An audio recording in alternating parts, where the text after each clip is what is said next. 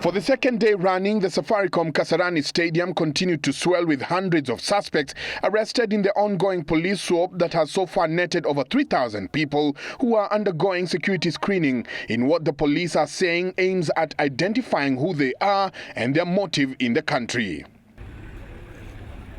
But even as all this is going on, some of those arrested were arraigned in court for being in the country illegally. For these two, though, the case is different. This man was found in possession of over 40 passports, which he could not explain what he was doing with them. For this other man, he has been accused of being in the country illegally and training youth to join the Al-Shabaab militia. According to the police, the Operation Usalama Watch has been associated in the face of terror threats in the country. The objectives of the operation are as follows. 1. To detect illegal aliens. 2. To arrest and prosecute persons suspected of engaging in terrorist activities. 3. To identify places harboring criminals. And 4.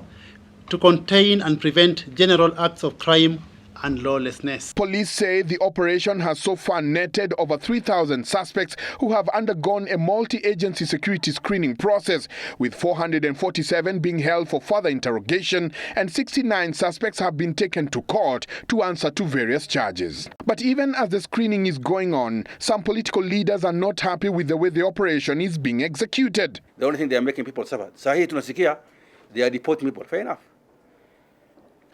But we tell them to follow in the international law, the process that's required in international law to deport people across boundaries.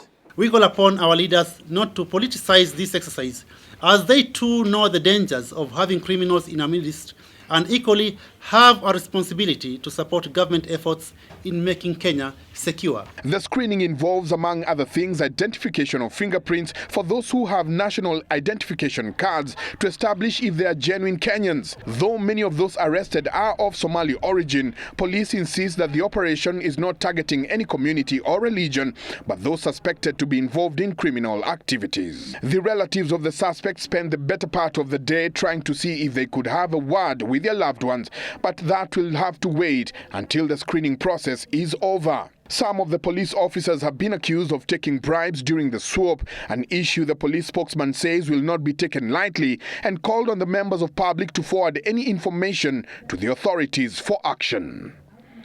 Michael Njenga, Citizen TV, Nairobi.